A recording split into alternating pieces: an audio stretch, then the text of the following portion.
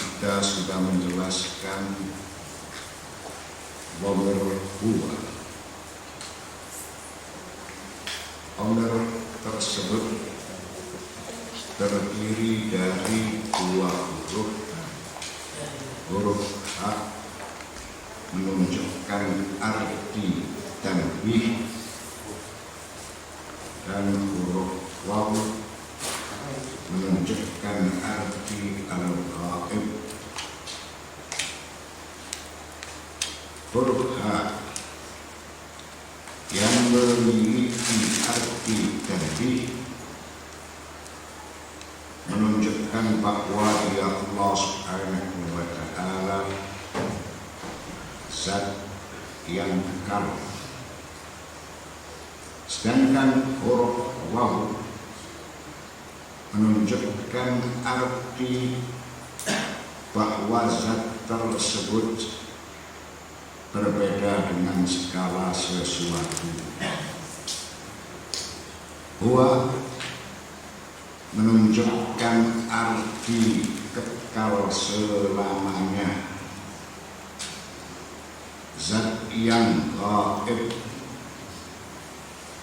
Zat tersebut tidak dapat dilihat oleh penglihatan atau tidak dapat disentuh melalui indera. Zat tersebut berbeda dengan segala sesuatu.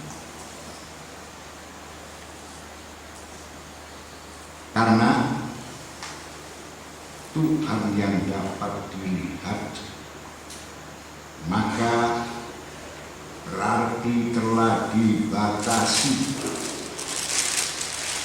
oleh zaman dan makan, dibatasi dengan tempat atau waktu. Zat tersebut apabila bisa dilihat, setelah dia dibatasi oleh tempat dan waktu, maka dia memiliki bentuk. Bentuk itu pasti memiliki susunan atau yang disebut tarkib. Ketika dia memiliki susunan, maka berarti butuh kepada penyusun, butuh kepada sesuatu yang lain. Padahal Tuhan itu tidak mengenal sifat butuh. Yang mengenal sifat butuh adalah alam ciptaan yang tidak berdiri sendiri. Dia tidak dapat dicapai oleh penglihatan mata, sedang dia dapat melihat segala yang kelihatan. Dia Allah Maha Lembut. Arti Maha Lembut atau yang disebut latif, zat tersebut tidak memiliki bentuk, tidak memiliki susunan atau tidak memiliki tarkib, dan dia zat yang maha mengetahui. Baginya tidak berbeda yang nyata atau yang tidak nyata. Allah berfirman surat Al-Qiyamah ayat 22 dan ayat 23, wujuhun yawma idzin nadhiratun wajah-wajah orang-orang yang beriman pada hari itu berseri-seri, karena mereka berada dalam surga ila rabbiha nadhra, kepada rahmat dan nikmat Tuhannya mereka melihat. Ayat ini tidak bisa diartikan secara literal,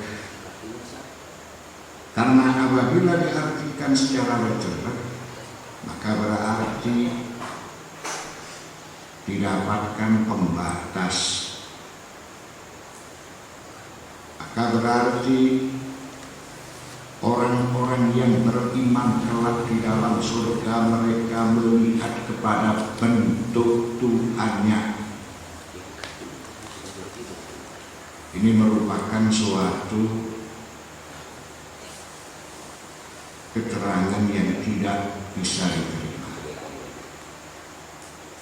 Orang-orang yang beriman pada hari itu muka mereka berseri-seri ila rabbiha nadhra, kepada rahmat dan nikmat Tuhannya lah mereka melihat, bukan melihat kepada bentuk Tuhannya. Karena apabila dia bisa dilihat, maka berarti dia memiliki bentuk. Maka berarti dia butuh kepada tempat yang bisa dilihat. Setelah kita jelaskan memiliki bentuk dan susunan, maka berarti dia butuh kepada sesuatu yang lain atau butuh kepada penyusun. Atau apabila dia bisa dilihat di surga, maka berarti tidak bisa dilihat di tempat yang lain, padahal dia berada di mana-mana.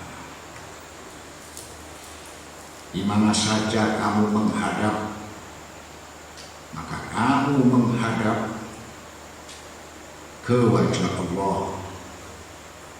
Kamu bertemu kepada Allah.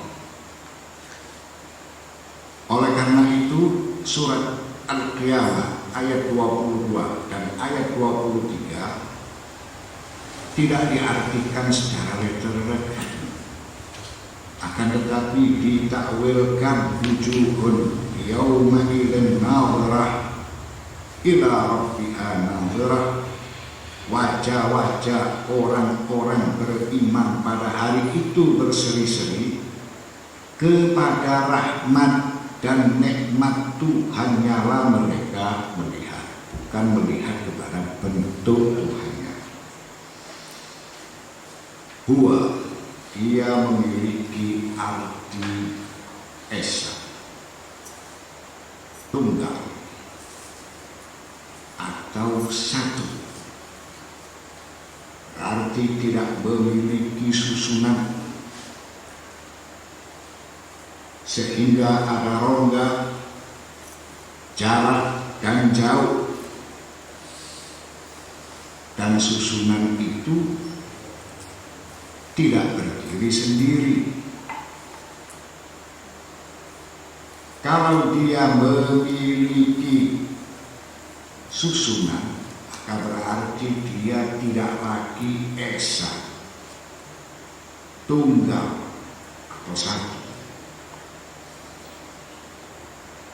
Dia tidak didahului oleh makan atau zaman, karena makan atau zaman itu baru bagi Allah Subhanahu wa Ta'ala. Sudah pasti apabila dia memiliki bentuk, pasti memiliki susunan, berarti dia dibatasi oleh tempat. dibatasi oleh waktu, padahal tempat dan waktu itu baru. Waktu dan tempat itu merupakan sesuatu yang diciptakan. Hal itu baru bagi Allah Subhanahu wa ta'ala. Dialah Allah, zat yang awal dan yang akhir, dan dialah Allah Subhanahu wa ta'ala zat as-samadiyah yang berdiri sendiri, tidak butuh kepada yang lain, sehingga keluar dari arti esa tunggal dan satu. Kalau dia tidak berdiri sendiri, maka berarti dia butuh kepada yang lain. Berarti dia tidak lagi memiliki arti esa tunggal dan satu. Allah berfirman surat Al-Isra ayat 43, Subhanahu wa ta'ala amma yaquluna 'uluwan kabira. Maha suci dan maha tinggi Dia dari apa yang mereka katakan, dengan ketinggian yang sebesar-besarnya. Ta'aliyan mutaba'idan am sifatil mumkinat. Maha suci Allah Subhanahu wa ta'ala dari sifat al-mumkinat, karena sifat al-mumkinat ini adalah sifat para makhluk. Apabila dikehendaki maka diciptakan, apabila tidak dikehendaki maka tidak diciptakan. Maha suci Allah Subhanahu wa ta'ala dari sifat al-mumkinat, karena sifat al-mumkinat adalah sifat makhluknya. Tentu makhluk yang dibatasi oleh makan atau zaman itu pasti memiliki susunan dan butuh kepada penyusun. Bisa dilihat melalui indera, sehingga dibatasi tempat atau zaman. Zat tersebut tidak mustakil, tidak berdiri sendiri. Apabila dia membutuhkan makan atau zaman, maka berarti dia butuh kepada sesuatu yang lain. Berarti dia tidak berdiri sendiri. Maha suci Allah dan maha tinggi dari apa yang mereka katakan. Imam Shadiq alaihi salam beliau berkata, Allah artinya al-ma'bud, zat yang disembah. Dia Tuhan seluruh ciptaan, mengetahui segala sesuatu dan meliputi segala sesuatu. Dicontohkan, Alhamdulillahirabbil alamin. Firman tersebut menjelaskan puja dan puji milik Allah Subhanahu wa ta'ala. semua yang telah diciptakan oleh Allah Subhanahu wa Ta'ala itu memuji kepada Allah Subhanahu wa Ta'ala, karena aturan yang diberlakukan di alam ciptaan adalah aturan Dia. Maka semua yang ada di alam ciptaan ini sesuai dengan kehendaknya.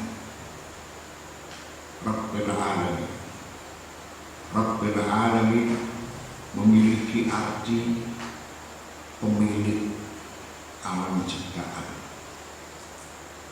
yang mengatur alam ciptaan. Mengapa disebut Al-Alamin? Karena tiada suatu ciptaan yang telah diciptakan olehnya, maka pasti ciptaan itu telah diketahui oleh penciptanya. Dia Tuhan seluruh alam ciptaan, mengetahui segala sesuatu dan meliputi segala sesuatu.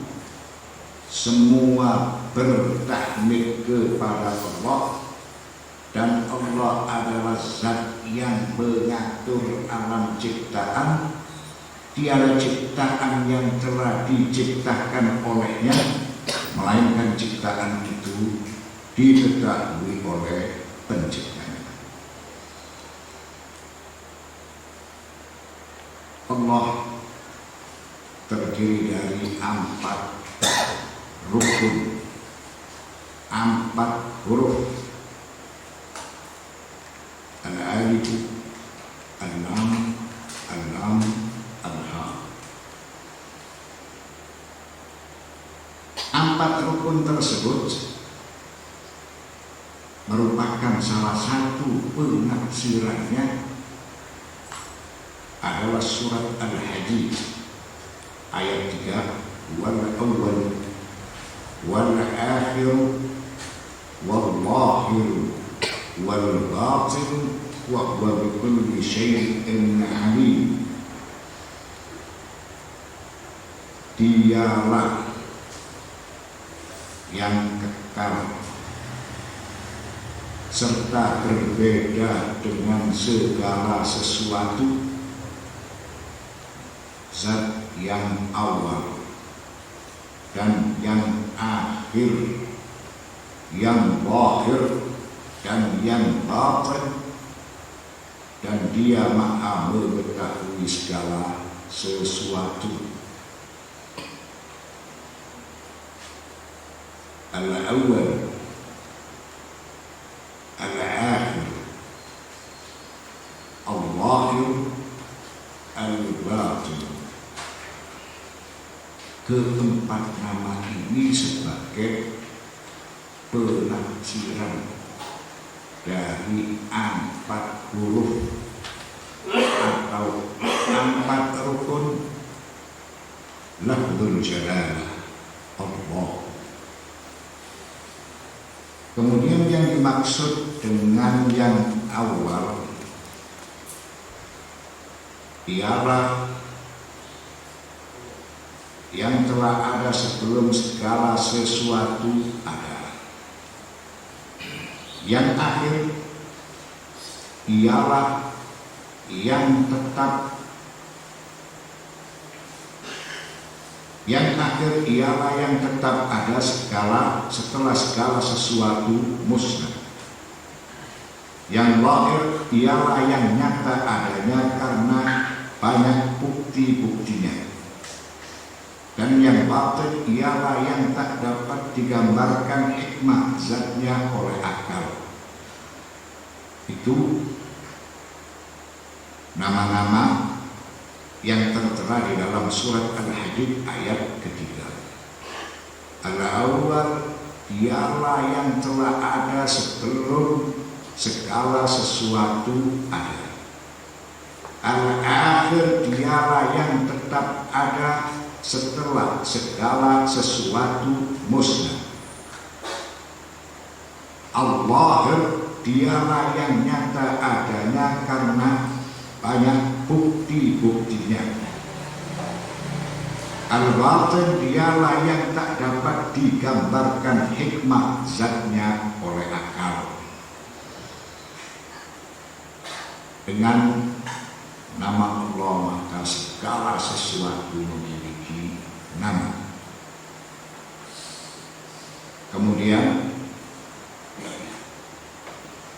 dikejawantahkan dengan kodratnya menjadi kehidupan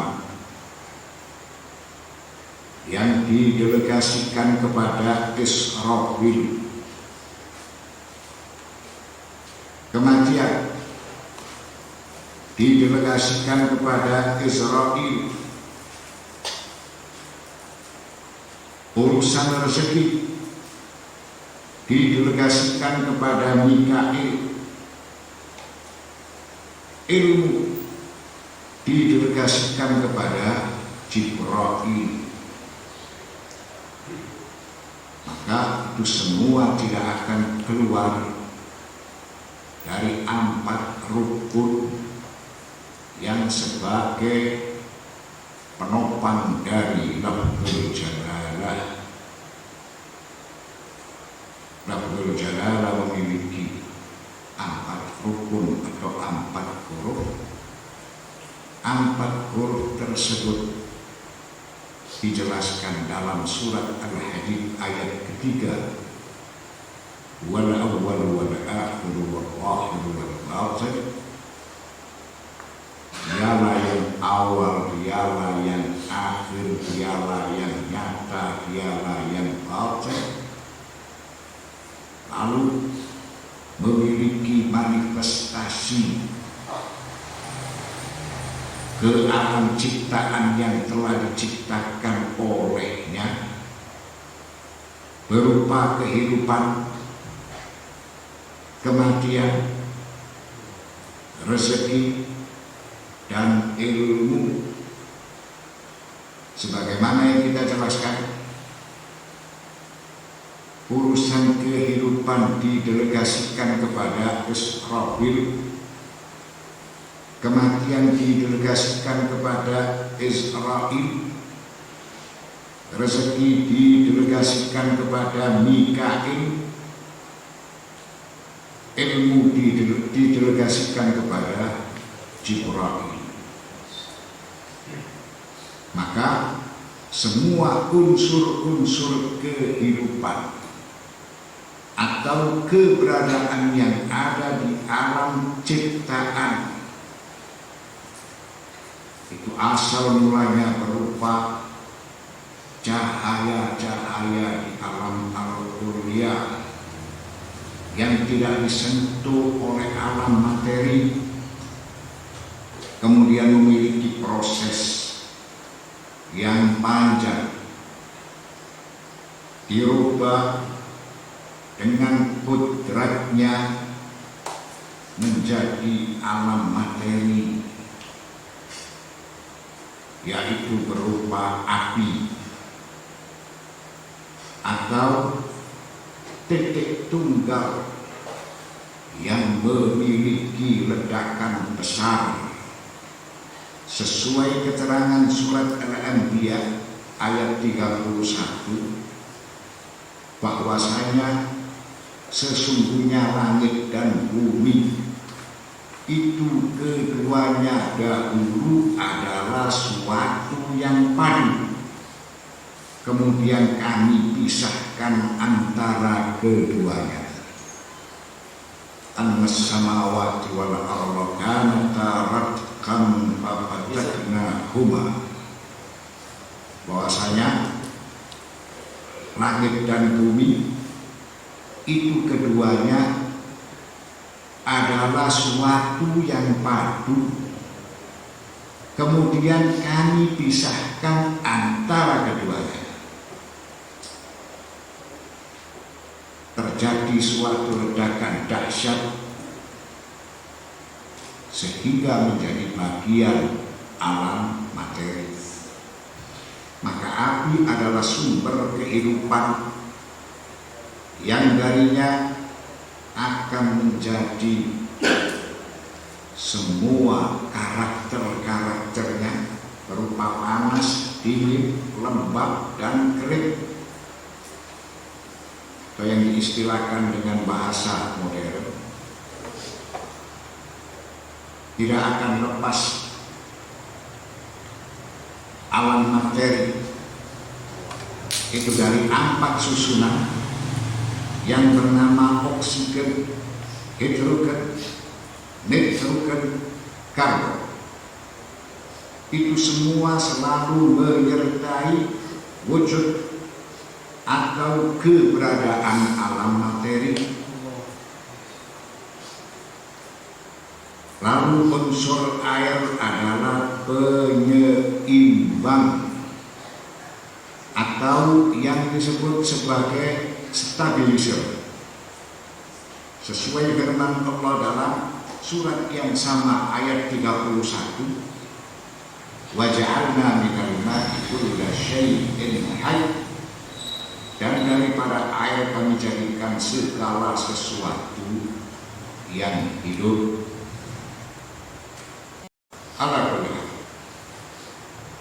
kita kembali bahwa Rabbul Jalal Allah terdiri dari 4 rukun atau terdiri dari 4 huruf: al-alifu, al-lam, al-lamu, al-ha.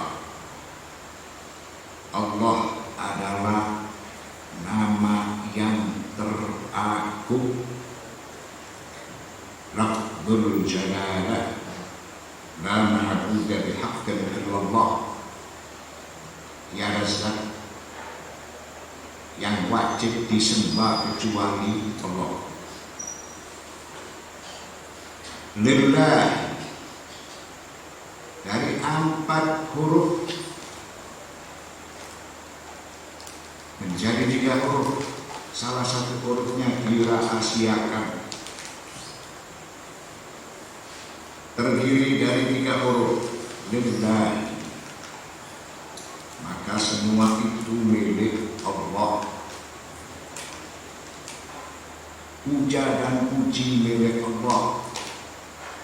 Dia adalah Tuhan, pencipta, pengatur alam ciptaan. Tiada ciptaan yang telah diciptakan olehnya kecuali diketahui oleh penciptanya. Itulah arti al-alamin. Lahu terdiri dari 2 huruf.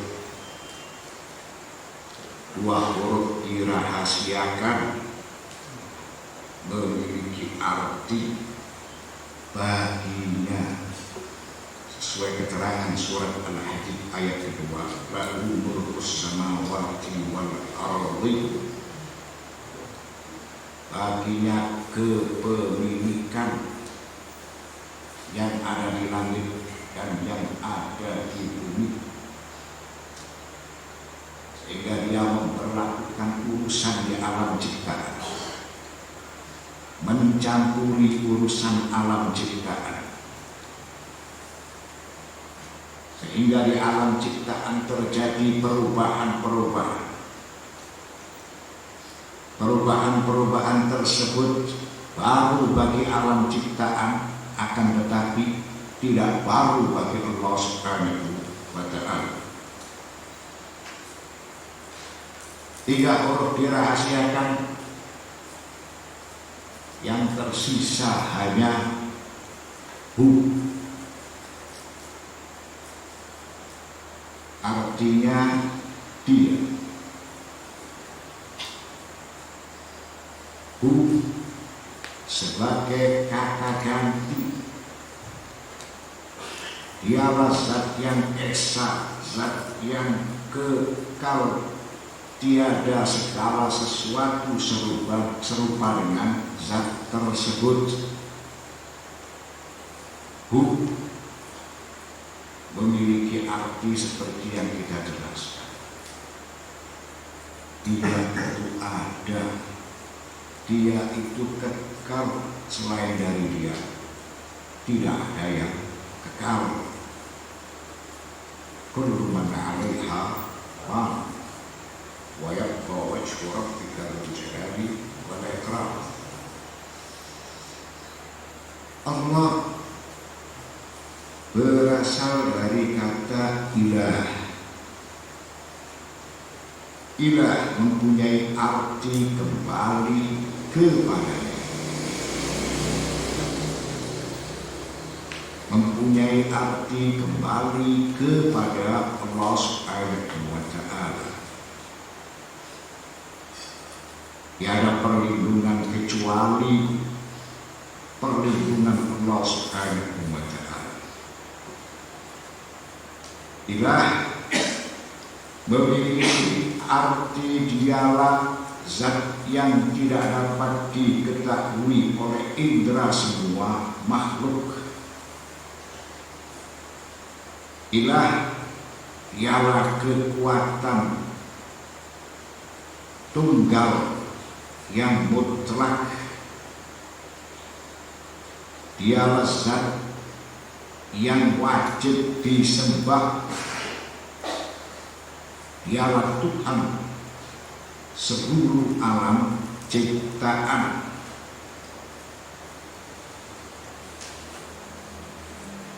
Allah Subhanahu wa Ta'ala berfirman dalam surat Al-Qasas ayat 88, wala tad'u ma'allahi ilahan akhara la ilaha illa huwa kullu syai'in halikun illa wajhah.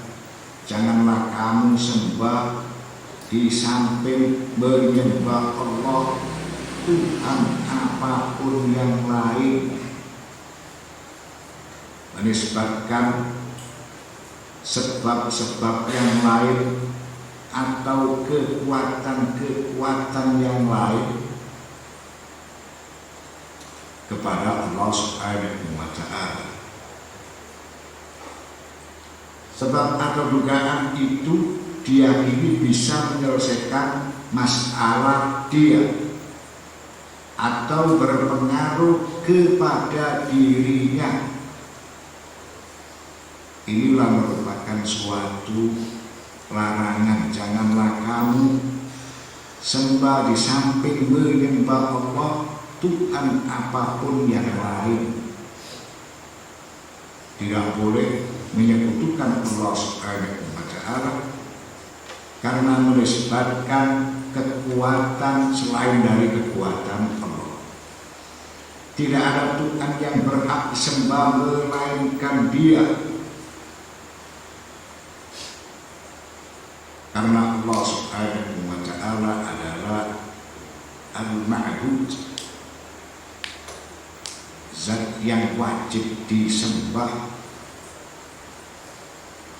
Maka siapa yang menyembah? Yang menyembah adalah para hamba. Para hamba adalah ciptaan Allah Subhanahu wa Ta'ala. Para hamba dimiliki oleh penciptanya, sehingga Allah Subhanahu wa Ta'ala yang sebagai pencipta dan sebagai pemilik memberlakukan aturan-aturan atau taklif-taklif kepada hamba-hambanya supaya para hamba melakukan pengabdian yang benar. Tidak ada Tuhan yang berhak disembah melainkan Dia. Tiap-tiap sesuatu pasti binasa kecuali Allah, karena Allah adalah zat yang kekal. Dialah zat yang awal dan Dialah zat yang akhir. Bagi nyalah segala penentuan dan hanya kepadanya lah kamu dikembalikan. Kapan? Ketika hari kebangkitan, maka mereka akan dibalas sesuai dengan amal perbuatan masing-masing. Di dalam ayat 88 dari surat Al-Qasas, larangan untuk membuat kekuatan tandingan kepada Allah Subhanahu wa Ta'ala. Karena Allah Subhanahu wa Ta'ala dialah sebagai zat yang berhak disembah, karena dialah zat yang kekal dan dialah zat pencipta serta pemilik alam ciptaan. Maka tidak boleh ditandingi dengan sesuatu yang lain atau dengan kekuatan yang lain. Allah berfirman surat An-Nas, Bismillahirrahmanirrahim, Qul a'udzu birabbin nas, malikin nas, ilahin nas. Katakanlah, aku berlindung kepada Tuhan manusia, Raja manusia, sembahan manusia. Karena tidak semua yang disebut Rabb itu adalah Malik, dan tidak semua yang disebut Malik itu Ilah.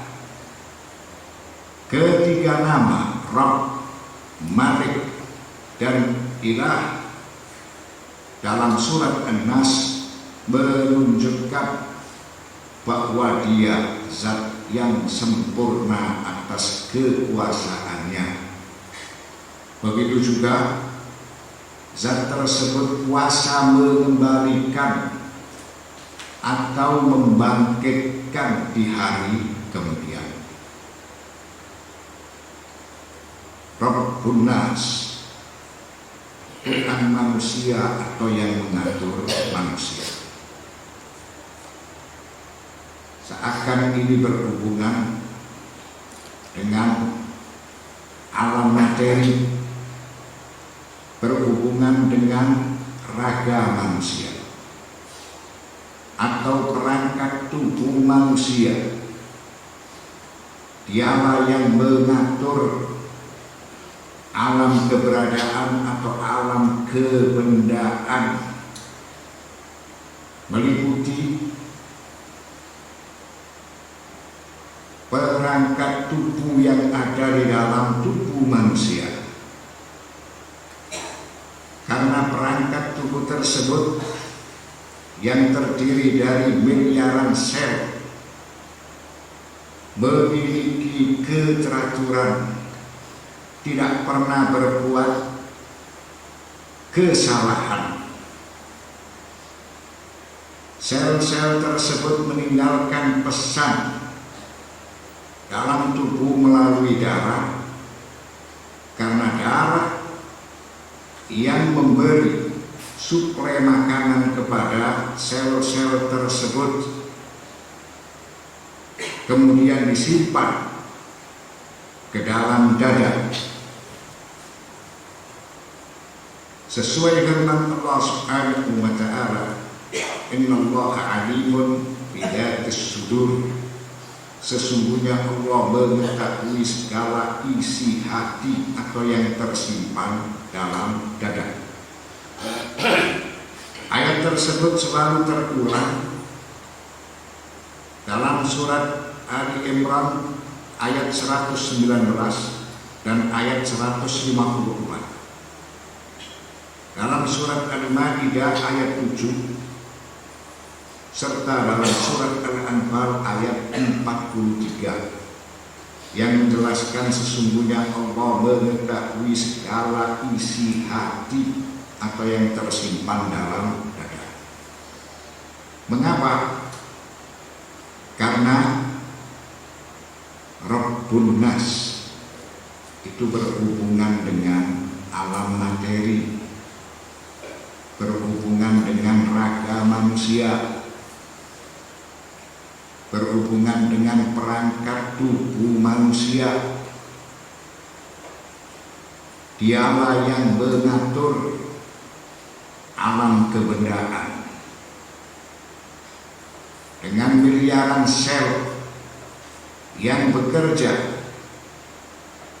secara tertib dan teratur serta sangat disiplin sehingga tidak pernah berbuat kesalahan. Sel-sel itu meninggalkan pesan dari tubuh melalui darah, karena darah yang memberikan suplai makanan kepada sel-sel tersebut. Kemudian pesan itu disimpan ke dalam dada, sehingga banyak sekali ayat-ayat suci Al-Quran yang menjelaskan innallaha alimun bidzats sudur, sesungguhnya Allah mengetahui segala isi hati atau yang tersimpan dalam dada. Ini berkaitan dengan alam kebendaan atau berkaitan dengan alam nasut. Malikun Nas, raja atau pemilik manusia, dialah zat yang memberlakukan urusan di alam ciptaan meliputi alam-alam malakut. Alam tersebut tidak berkaitan dengan kebenaran, termasuk kekuatan yang ada di balik tubuh manusia yang berupa jiwa atau yang disebut nafas. Jiwa atau nafas ini selalu memiliki takamur sehingga jiwa itu dapat berhias dengan perilaku yang mulia, dengan sifat-sifat yang terpuji. Salah satu di antaranya, jiwa itu bisa memiliki akhlak sebagaimana akhlak yang diajarkan oleh para nabi. Ilahun Nas, sembahan manusia, Tuhan manusia, tempat kembalinya semua urusan. Zat tersebut sebagai Al-Ma'bud, zat yang wajib disembah, berupa kekuatan tunggal yang tidak dapat diketahui oleh indera manusia. Ini meliputi kepada alam lahud atau ketuhanan, dari wujud keberadaan yang tidak memiliki susunan, seperti arwah manusia-manusia suci yang tidak melihat sesuatu kecuali keagungan Allah, kecuali kebesaran Allah, kecuali kemuliaan Allah Subhanahu wa Ta'ala. Boleh kita sederhanakan, di dalam surat An-Nas Allah Subhanahu wa Ta'ala berfirman, Bismillahirrahmanirrahim, Qul a'udzu birabbin nas, malikin nas, ilahin nas. Sebagian penafsiran menyebutkan Qul a'udzu birabbin nas ini berhubungan dengan tubuh atau raga manusia. Malikin nas ini berhubungan dengan kekuatan yang ada di balik tubuh manusia. Ilah-nas ini berkaitan dengan roh suci manusia. Jadi manusia itu memiliki beberapa kekuatan. Tema kita kali ini hendak menjelaskan tentang masalah ilah.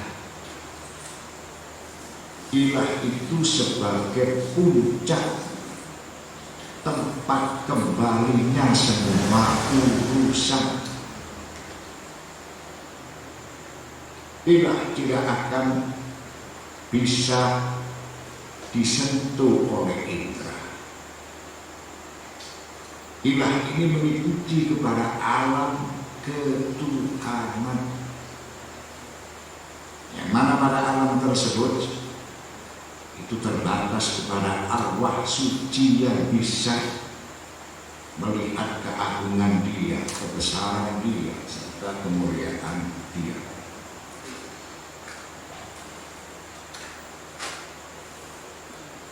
Kekuatan suci manusia yang meliputi Lahut, Malakut, dan Nasut, serta melakukan pengabdian yang tulus kepada Al-Ma'bud, zat yang wajib disembah, sehingga memiliki manifestasi sesuai sabda Maulana al-Imam Ja'far ibn Muhammad as-Sadiq alaihi wassalam, inni la a'budu rabban lam arah. Sesungguhnya aku tidak pernah menyembah Tuhan yang aku belum pernah melihatnya. Tuhan yang aku sembah itu jelas. Jika dimensi manusia sudah mencapai kepada alam ketuhanan, maka dia akan selalu melihat keagungan Allah, kebesaran Allah, kemuliaan Allah. Seperti yang kita jelaskan bahwa manusia itu memiliki raga, nafas, ruh. Raga berhubungan dengan alam kebendaan, nafas berhubungan dengan alam non-materi, ruh berhubungan dengan alam ketuhanan. Sesungguhnya aku tidak pernah menyembah Tuhan yang aku belum pernah melihatnya. Dia selalu melihat kejelasan Tuhannya. Kemudian di dalam riwayat yang lain disebutkan, "Ta'budullaha ka'annaka tarahu, wa in lam takun tarahu fa innahu yarak." Sembahlah Allah seakan kamu melihat Dia. Apabila kamu tidak bisa melihat Dia, yakinlah Dia melihatmu. Perlu kita jelaskan kembali, bukan berarti melihat bentuk, akan tetapi melihat kebesaran, keagungan, dan kemuliaan Dia. Melihat bentuk itu salah, karena bentuk itu dibatasi oleh tempat dan waktu. Bentuk itu pasti memiliki susunan. Susunan itu butuh kepada penyusun. Sifat butuh bukan sifat Tuhan, akan tetapi sebagai sifat alam ciptaan. Lalu Qul huwallahu ahad. Ahad memiliki arti tunggal. Ahad itu sama dengan wahid, yaitu tiada tandingan baginya. Dia adalah Dia. Al-Wahid mempunyai maksud yaitu tidak berasal dari suatu dan tidak menyatu dengan suatu. Ini dijelaskan oleh ayat-ayat setelahnya. Dia adalah Tuhan yang bergantung kepadanya segala sesuatu. Selain dari itu tidak berdiri sendiri. Dia tiada beranak dan tiada pula diberanakkan, serta tiada sesuatu pun yang setara dengan dia. Itulah arti dan maksud Al-Ahad, Al-Wahid, yang tidak berasal dari suatu dan tidak menyatu dengan suatu. Karena Tuhan itu memiliki sifat as-samadiyah, tidak bergantung dengan sesuatu. Bahkan segala sesuatu itu bergantung kepada dia, kembali kepada dia. Tidak berasal dari suatu dan tidak menyatu dengan suatu. Dia tiada beranak dan tiada pula diberanakkan. Tidak berasal dari suatu dan tidak menyatu dengan suatu. Bahkan lebih jelas, serta tiada sesuatu pun yang setara dengan dia. Wassallallahu ala sayyidina Muhammadin wa ala tayyibin at-tahirin walhamdulillahi rabbil alamin. Firman ayat yang Bismillahirrahmanirrahim. Allahumma shalli ala Muhammad wa ala alihi. Saya minta maaf kalau pertanyaan saya ini selalu berlebihan. Sebab gini, di dalam kita sholat atau orang masuk Islam itu, mereka harus mengatakan asyhadu an la ilaha illallah wa asyhadu anna Muhammadar Rasulullah. Saya bersaksi tidak ada Tuhan selain Allah, dan saya bersaksi Muhammad itu adalah utusan. Kata bersaksi di sini adalah sesuatu yang kita lihat. Jadi saya menyaksikan sesuatu. Andaikan mungkin saya percaya, walaupun kita tidak lihat, kita yakin percaya. Tapi kalau kata-kata saya bersaksi, berarti harus mungkin melihat. Kita melihat Nabi Muhammad atau kita melihat kepada Allah. Jadi mohon penjelasan. Terima kasih. Jadi kesaksian ini bisa diartikan dengan kesaksian karena dia mengetahui dan dia meyakini bahwa Allah Subhanahu wa Ta'ala itu sebagai Tuhan, karena dia lebih jelas dari segala sesuatu yang jelas. Ciptaan menunjukkan pencipta. Setelah kita meyakini pencipta itu ada, pencipta ini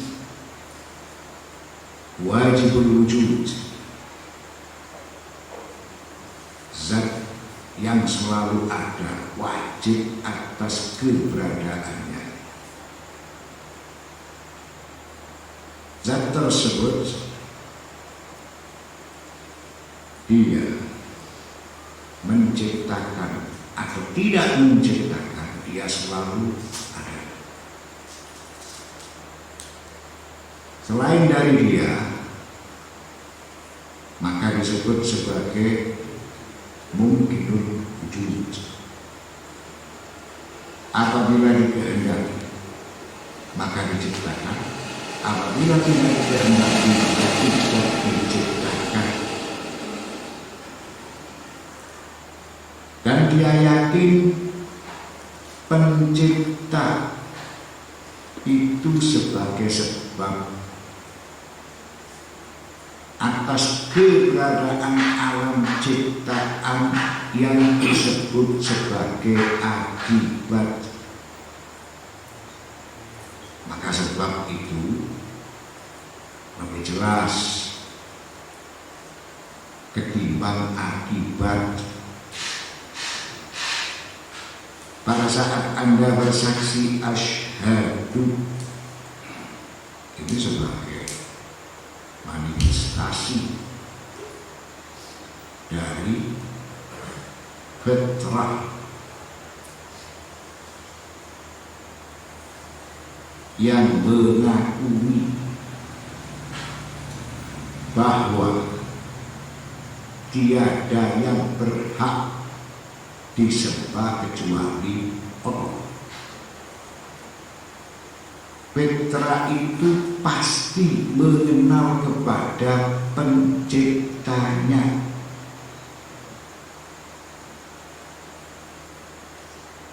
Karena alam ciptaan yang selalu butuh kepada pencipta, selalu meminta, selalu memohon, selalu berdoa,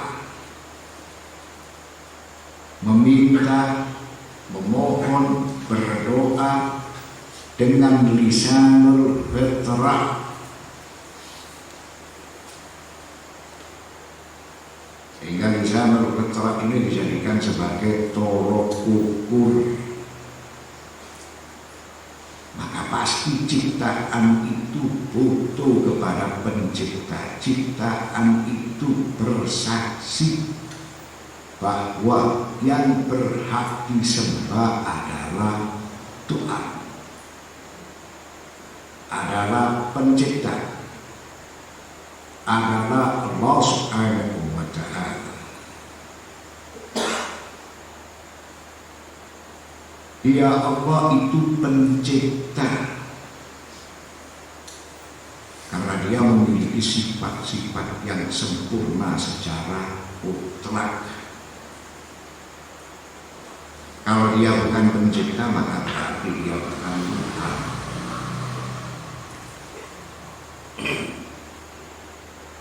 Lalu dia bersaksi bahwa Muhammad itu sebagai utusan Allah. Kesaksian tersebut maka tidak ada suatu syariat yang harus dilakukan dan diamalkan kecuali syariat yang telah dibawa oleh utusan Allah. Dia bersaksi bahwa Muhammad itu utusan Allah, bersaksi kepada Muhammad maka berarti bersaksi kepada semua para nabi dan para rasul. Bersaksi kepada risalah yang telah dibawa oleh Nabi Muhammad maka berarti dia telah bersaksi kepada semua risalah syariat yang dibawa oleh para nabi dan para rasul. Ucapan asyhadu an la ilaha illallah wa asyhadu anna Muhammadar Rasulullah itu sebagai ucapan yang berasal dari lisanul fitrah. Karena fitrah ini dia mengenal kepada penciptanya juga.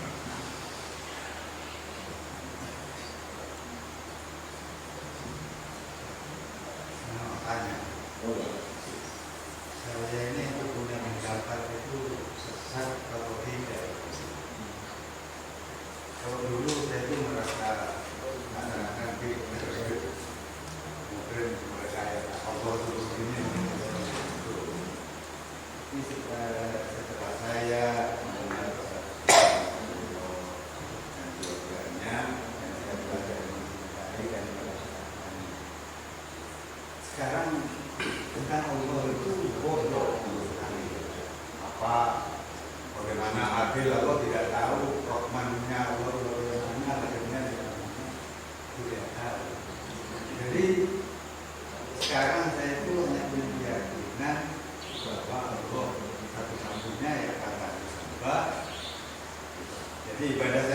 terima atau tidak juga nggak mau tahu. Itu berapa? Dan saya ditakdirkan, menurut saya di rumah itu saya ditakdirkan sebagai hamba yang entah hamba yang baik atau tidak saya nggak tahu. Hanya itu saya menyembah Allah itu sudah nggak mau tahu. Yang penting saya menyembah Allah, Allah katakan hamba. Dan saya hamba, artinya kalau kayak yang dipecat dari Tuhannya ya harus taat gitu aja. Makanya saya sakit.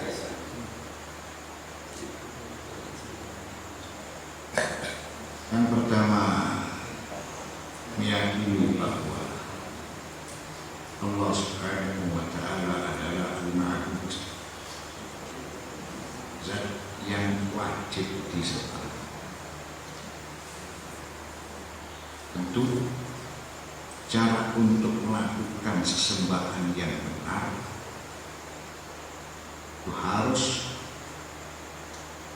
mentaati, mengikuti ajaran agama yang diajarkan oleh utusan Allah. Bagaimana cara untuk melakukan pengabdian yang benar, baik di dalam masalah keyakinan ataupun di dalam masalah syariat yang berupa hukum-hukum yang mengikuti perintah-perintah serta larangan-larangan Allah. Jadi kita berusaha untuk semakin hari semakin bertambah, semakin hari semakin membaik, semakin hari semakin sempurna. Karena ini semua akan menjadi bekal kita di hari kemudian. Itulah yang disebut dengan takwa. Artinya takwa dia berusaha untuk menjaga supaya dia melakukan segala sesuatu itu sesuai dengan kehendak Allah, sesuai dengan hukum-hukum, perintah-perintah, larangan-larangan yang telah ditetapkan oleh Allah, tentu melalui para utusan, terutama ajaran yang telah diajarkan oleh Nabi kita Muhammad Sallallahu Alaihi Wasallam, dan riwayat-riwayat yang disampaikan oleh keluarga suci beliau, para imam ahlul bait salawatullah wassalamu alaihi ajma'in.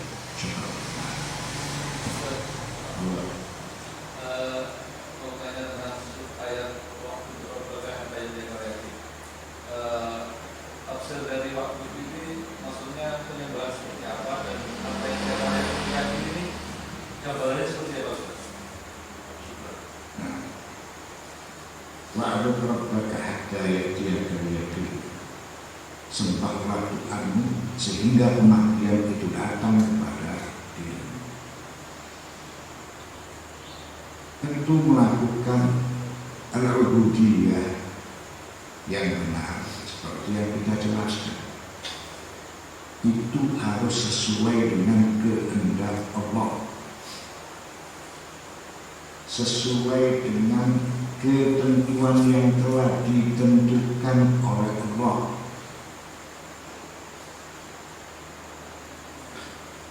Ketentuan yang sesuai dengan ketentuan Allah ini melalui para utusan, para nabi, terutama Nabi kita Muhammad Sallallahu Alaihi Wasallam. Jadi kita melakukan pengabdian ini harus sesuai dengan syariat, harus sesuai dengan hukum-hukum, sesuai dengan perintah-perintah serta larangan-larangan. Maka kita apabila tidak berpegang teguh diajarkan oleh Nabi kita Muhammad Sallallahu Alaihi Wasallam, berarti apa yang kita lakukan itu tidak sesuai dengan kehendak Allah.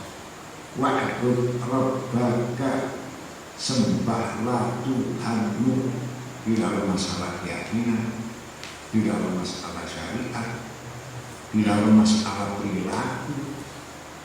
Itu harus sesuai dengan apa-apa yang telah diajarkan oleh para nabi, para rasul, terutama oleh Nabi kita Muhammad Sallallahu Alaihi Wasallam. Hatta ya'tiyakal yaqin. Jadi seseorang yang melakukan pengabdian, dia mohon, minta, berdoa supaya dia husnul khatimah, sehingga kematian itu datang kepada dirinya. Karena bagaimanapun juga kehidupan ini sebagai tempat untuk diuji. Liyabluwakum ayyukum ahsanu amalan. Allah menguji kepadamu siapa yang terbaik di antara kamu. Oleh karena itu hukum itu ditetapkan agar supaya bisa dibedakan perintah-perintah dari larangan-larangan. Dalam surat Al-Asr disebutkan, fi qoulihi ta'ala, Bismillahirrahmanirrahim, wal 'asr innal insana lafi khusr illa alladziina aamanu wa 'amilus shalihaat wa tawassaw bil haqq wa tawassaw bis sabr. Demi masa, demi waktu, sesungguhnya manusia dalam keadaan merugi kecuali orang-orang yang beriman lagi beramal saleh. Beriman kepada siapa? Dia beriman kepada Nabi kita Muhammad Sallallahu Alaihi Wasallam, melakukan, mengamalkan sesuai dengan riwayat-riwayat yang telah disampaikan oleh keluarga suci beliau, sehingga mereka beramal saleh, menjadikan Ahlul Bait sebagai narasumber dalam urusan hablum minallah serta hablum minannas wa tawassaw bil haqq.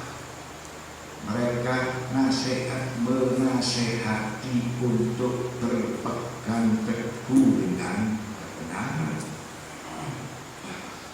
Jadi orang-orang yang beriman itu saling terkait.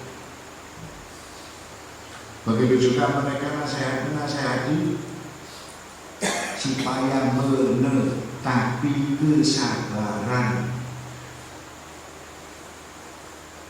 Kalau mereka tidak memiliki hubungan yang satu dengan yang lain, maka tidak akan terwujud watawassaw bil haqqi watawassaw bis sabr. Orang-orang yang beriman itu disebut innamal mu'minuna ikhwah. Sesungguhnya orang-orang yang beriman itu bersaudara. Hak-hak mereka ditetapkan dalam agama. Jadi orang-orang yang beriman ini harus diperhatikan,